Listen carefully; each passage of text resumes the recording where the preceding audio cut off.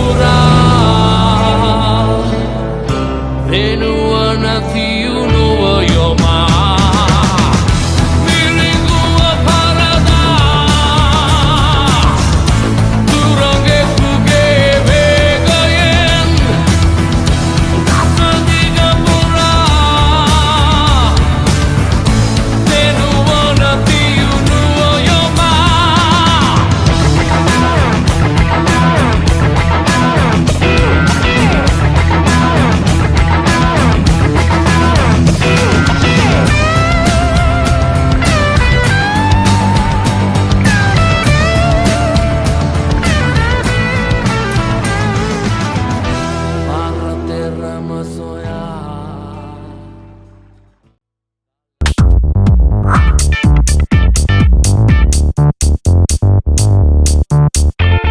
මිනිසා විසින්ම නිෂ්පාදනය කරන බොහෝ දේ කාලයට අනුරූපීව මිනිසාගේ අවශ්‍යතාවයන් අනුව මිනිසා විසින්ම වෙනස් කරනවා. මිනිසා විසින් නිෂ්පාදනය කරන ඇතම් වාහන කාලාන්තරයක් වෙනස් නොවී මිනිසුන් ආදරය කරන නිසා නොවෙනස්ව පැවතුණා. එහිදී මූලික වශයෙන් අපිට දක්නට ලැබෙනවා Volkswagen Beetle රථය වගේම මිනි මාදිලී වාහන මෙන්ම Land Rover Defender රථය. නමුත් මේ Volkswagen Beetle රථයත් කාලෙකදී අලුත් version එකකට වෙනස් වුණා.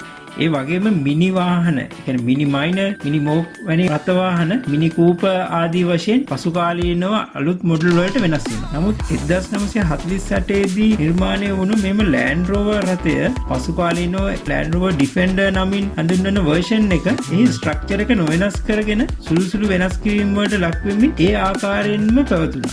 නමුත් බොඩි ඩිසයින් එකේ තියෙන යම් නොගැලපීම් මෙන්ම සමහරක් රටවල සේෆ්ටි ෆීචර්ස් වලින් මේ වාහනේ එන්නම් ෆේල් වීම නිසා 2016 දී මෙම ඩිෆෙන්ඩර් රථය නිෂ්පාදනය සම්පූර්ණයෙන්ම නවතුණා. ඉතින් අවුරුදු 4ක දිගු නිහඬතාවයකට පසුව 2020 දී Land Rover සමාගමෙන් සම්පූර්ණයෙන්ම වෙනස් වුණු අලුත් ඩිෆෙන්ඩර් එකක් ඉදිරිපත් කරනවා. දසුන් ස්ටෝර් තුලින් අද අපේ කතාව බහ ඒ අලුත් ඩිෆෙන්ඩර් එක ගැන. පුරංගෙකුගේ වේගයෙන් දසදිග පුරා වෙනුව නැතියුණුව යොමා. ඉතින් ඔයා අපේ channel එක තාම subscribe කරලා නැත්නම් පල්ලෙහා තියෙන රතු පාට subscribe button එක ඔබලා මේ දැන්ම subscribe කරන්න. YouTube එකේ දසුන් ස්ටෝර් කියලා search කරාම අපේ අනිත් වීඩියෝස් බලන්න පුළුවන්. ඉතින් අපි කලින් වීඩියෝ වලදී කතා කරා ස්මාර්ට් කී කියන්නේ මොනවද? ඩිස්ප්ලේ කී කියන්නේ මොනවද කියලා. ඔයාට මේ වීඩියෝ නරඹන්න ඕන නම් ඔයාගේ පහසුවට මේ මොහොතේ තිරේ උඩ කෙළවරේ දිස්සෙන කාඩ් එක ටච් කරලා ඒ වීඩියෝත් නරඹන්න පුළුවන්. මේ අලුත් ඩිෆෙන්ඩර් එක පරණ ඩිෆෙන්ඩර් එකේම ඉදිරියට යාමක් ලෙස ෆීල් වීමට බොඩි එකේ තියෙන පිටතට නෙරුණු ෂෝල්ඩර් ලයින්ස්, ඒ වගේම රූෆ් ලයින් එකේ තියෙන ඇල්පයින් වින්ඩෝස් ඩිසයින් එක ආදී වශයෙන් තවත් සුළු සමානකම් කිහිපයක් හැරුණු විට මේ අලුත් ඩිෆෙන්ඩර් එක පරණ ඩිෆෙන්ඩර් එකට වඩා සම්පූර්ණයෙන්ම වෙනස් වෙච්ච වාහනයක්. පරණ ඩිෆෙන්ඩර් එකේ තිබුණු බොඩි ඔන් ෆ්‍රේම් ඩිසයින් එක වෙනුවට මේ අලුත් ඩිෆෙන්ඩර් එකේ තියෙන්නේ පරණ ඩිෆෙන්ඩර් එකට වඩා 3 ගුණයක් ශක්තිමත් all aluminium monocoque architecture එකක්. මේ අලුත් ඩිෆෙන්ඩර් එක වාත ප්‍රතිරෝධය කපාගෙන යෑමට ඒරෝඩයිනමික් ඩිසයින් එකකට ඩිසයින් වෙලා තියෙනවා.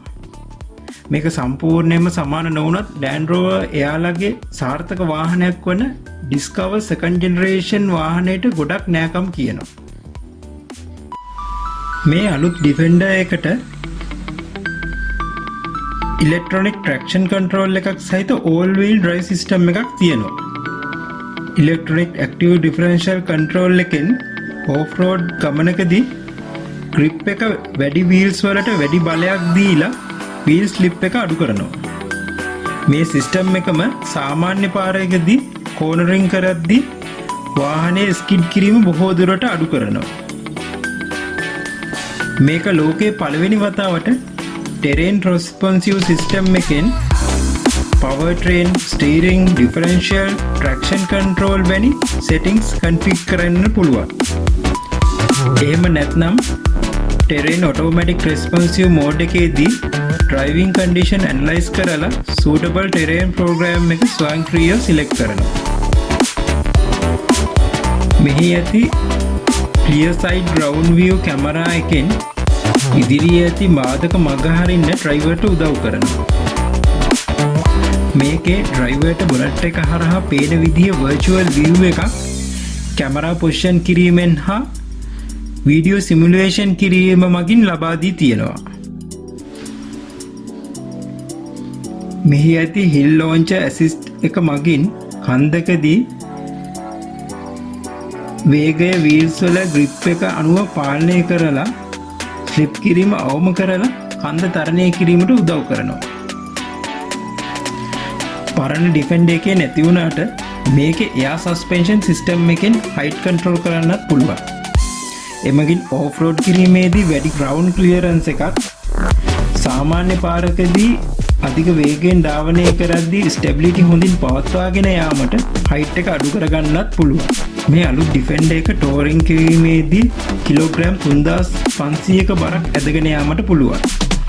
ඇඩ්වාන්ස් ටෝ ඇසිස්ටන්ට් සිස්ටම් එක මගින් ඩ්‍රයිවර්ට රිවර්ස් කිරීමේදී හොඳින් දිශාව පෙන්වනවා. මේ අලුත් ඩිෆෙන්ඩර් එකේ වේඩින් ඩෙප්ත් එක මෙන්ම ක්‍රොසින් වෝටර් ලෙවල් එක 900 mm වෙනවා. මේ ආකාරයට මිලිමීටර් 900ක් ගැඹුරු ජල කඳක් තරණය කිරීමට මෙම අලුත් ඩිෆෙන්ඩර් රථයටත් හැකියාව තියෙනවා. ඒ සැලකිය යුතු මට්ටමින් ඉහළ අගයක් මෙම කාණ්ඩයේ තියෙන අනිත් රථවලට වඩා. මොකද අපි Toyota Prado මෙන්ම Toyota Land Cruiser 200 series එකේ රථයක් ගත්තාම maximum wading depth එක තියෙන්නේ 700 mm. ඒ වගේම පරණ Defender එකෙත් 500යි 600යි අතර ප්‍රමාණයක wading depth එකක් තිබුණා. නමුත් මේ අලුත් Defender එකට 900 mm wading depth එකක් තියෙනවා. පරණ Defender එක වගේම ඇනතව 5ක් සහිත මිලිමීටර් 115ක ඩයමීටර් එකක් සහිත ස්ටෑන්ඩඩ් රිම් සයිස් එකක් සහිතව මෙම අලුත් ඩිෆෙන්ඩර් එක දක්නට ලැබුණ නමුත් අඟල් 19 සිට රිම් සයිස් කිහිපයකින් ලබා ගන්නත් පුළුවන්.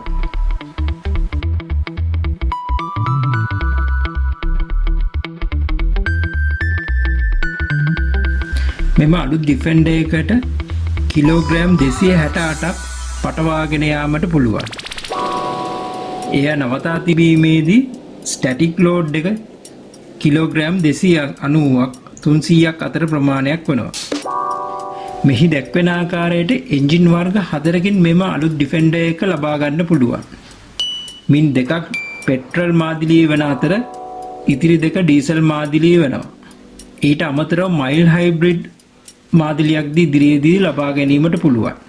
මෙම අලුත් ඩිෆෙන්ඩර් වල ඩුවල් එක්සෝස් සිස්ටම් එකක් තියෙන අතර පෙට්‍රල් මාදිලියේදී සයිලන්සර් දෙක වාහනේ දෙපස සවි වෙනවා. එමෙන්ම ඩීසල් මාදිලියේදී එකම පැත්තක සයිලන්සර් විවරයන් දෙකක් විදිහට දක්නට ලැබෙනවා. දැන් අපි මේ අලුත් ඩිෆෙන්ඩර් එකේ ඉන්ටීරියර් ඩිසයින් එක ගැන කතා කරමු. පරණ ඩිෆෙන්ඩර් එකේ අවසාන කාලේ ආපු ඩිෆෙන්ඩර් Puma එකේ ඩෑෂ්බෝඩ් ඩිසයින් එකට වඩා ඊටත් කලින් ආපු ඩිෆෙන්ඩර් County හා ඩිෆෙන්ඩර් 200 TDI මොඩල්ස් වල ඩෑෂ්බෝඩ් ඩිසයින් එකට හා ස්ටියරින් වීල් ඩිසයින් එකට මේ අලුත් ඩිෆෙන්ඩර් එකේ ඩෑෂ්බෝඩ් හා ස්ටියරින් වීල් ඩිසයින් එක බොහෝසේ සමානකම් දක්වනවා. 200 TDI ඩෑෂ්බෝඩ් එකේ තිබුණු grab handles මෙන්ම විශාල ස්ටෝරේජ් ඒරියා එකක් සහිත ක්‍රොස් කාර් බීම් ඩිසයින් එක මේ අලුත් ඩිෆෙන්ඩර් එකට ඊට වඩා අලුත් මුහුණුවරකින් ඉතාමත් ආකර්ශනීය විදිහට ගෙනත් තියෙනවා. මේ අලුත් ඩිෆෙන්ඩර් එක ඉන්ටීරියර් කලර්ස් කිහිපයකින් ලබා ගන්න පුළුවන්.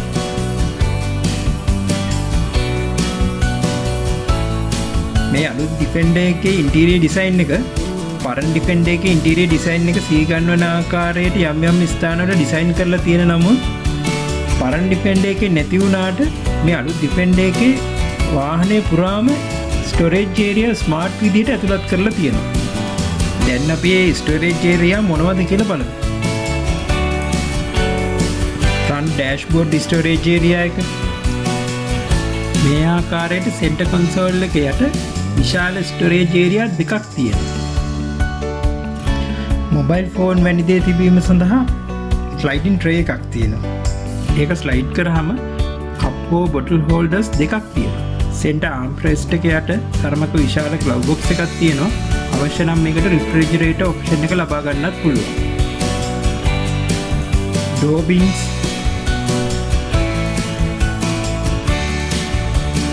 පහලින් තරමක් විශාල ග්ලව් බොක්ස් එකක් තියෙනවා. සන්ග්ලාස් හෝල්ඩර් එක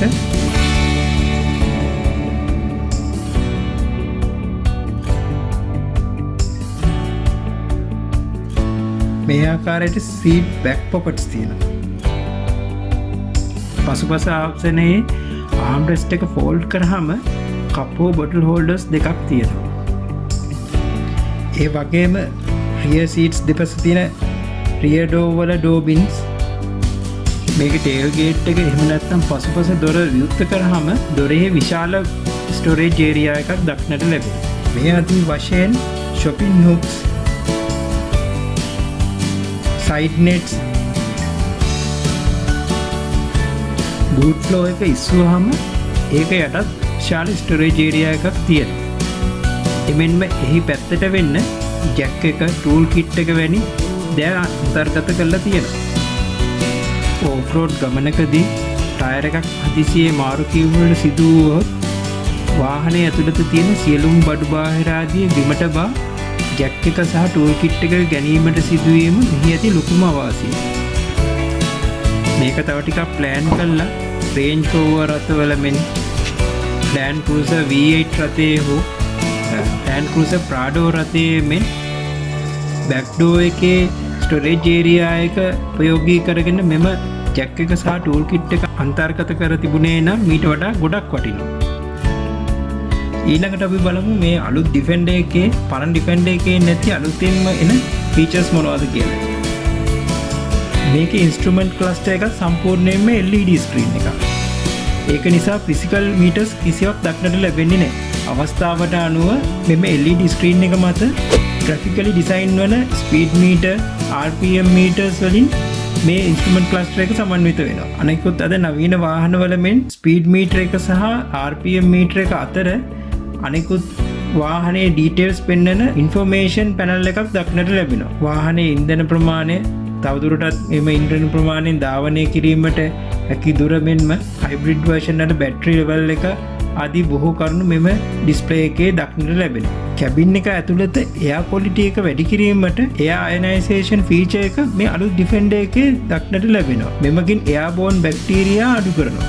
heated seats, driver assistant features වන blind spot monitoring system,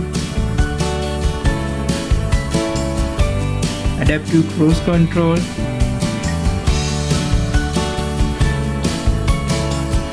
3D surround cameras,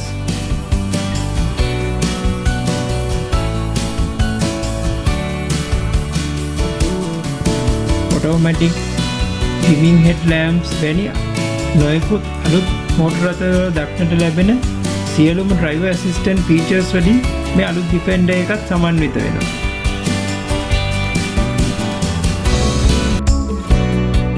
මේ අලුත් ඩිෆෙන්ඩර් එකට ලබාගත හැකි accessory packs Explorer, Adventure, Country, Urban වශයෙන් මොඩල් 4කින් යුක්ත වෙනවා. මෙම accessory packs 4ට අතුලත් වන විශේෂ accessory කීපයක් ගැන අපි ඊළඟට කතා කරමු.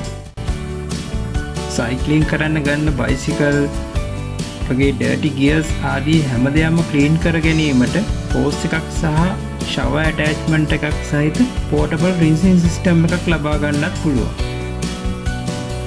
මේ ආකාරයට ඇතුළත ගෙන යාමට අපහසු බඩු බාහිර ආදී ගෙන යාමට සයිඩ් මවුන්ටඩ් වෝටර්ප්‍රූෆ් ක්ලියර් කැරියර් එකකුත් ලබා ගන්න පුළුවන්. අනිත් සයිඩ් එකට එක්ස්ටෙන්ඩබල් රූෆ් ලැඩර් එකකුත් ලබා ගන්න පුළුවන්. මෙහි ඇති ඉන්ටිග්‍රේටඩ් එයාර් කම්ප්‍රෙසර් එක මගින් වෙහිකල් එකේ ටයර්ස් වල විෂයක මේන්ටේන් කර ගැනීමට මෙන්ම එක්ස්ටර්නල් බැලූන්ස් වැනි වෙනත් වගේ උපකරණට එයාර් පම්ප් කර ගැනීමටත් පුළුවන්. මෙම අලුත් ඩිෆෙන්ඩර් එකේ තියෙන්නේ මොනොකොක් ආකිටෙක්චර් ඩිසයින් එකක් නිසා මෙම වාහනේ ශක්තිය රඳවා ගැනීමට මුළු බොඩි එක පුරාම විහිදුණු ෆ්‍රේම් වලින් බොඩි එකේ ශක්තිය රඳවාගෙන පවත්වාගෙන යනවා. එබැවින් මේ අලුත් ඩිෆෙන්ඩර් මාඩියුල වල දක්නට ලැබෙන්නේ හાર્ඩ් ටොප් එකක් සහිත සංවෘත වාහන පමණයි. නමුත් පරණ ඩිෆෙන්ඩර් එකේ ලැඩර් ෆ්‍රේම් ඩිසයින් එකක් තියෙන නිසා පිකප් රථ මෙන්ම ඔබ ශ්‍රී ලංකා යුද හමුදාවේ දැකලා තියෙන soft canopy එකක් සහිත වාහන මෙම අලුත් Defender version එක තුල තාමත් අපිට දක්නට ලැබෙන්නේ නැහැ. ඉතින් අපි මේ අලුත් Defender එක ගැන බොහෝ දේ කතා කරා. තවත් මොනවද කතා කරන්න ඕන කියලා පල්ලෙහා comment section එකේ ඔයාලයි comment එකකුත් දාන්න. ඒ වගේම ඔයාලට මේ Defender එක ගැන තවත් දැනගන්න ඕන මොනවද කියලා පල්ලෙහා comment section එකේ comment එකක් දාන්න. අපේ වීඩියෝ එක හොඳ නම් like කරන්න, share කරන්න, මතකතුව මගේ channel එක තාමත් subscribe කරලා නැත්නම් මේ දැන්ම subscribe කරන්න. ඒ වගේම bell icon එක click කරොත් මම දාන අලුත් වීඩියෝස් ඔයාලට දාපු සැනින්ම ලබා ගන්න පුළුවන්. ඉතින් අදට එහෙනම් ගිහින් එන්නම්. ප්‍රාර්ථනා කරනවා ඔබට සුබ දවසක්. අපි දසුන් ස්ටෝර්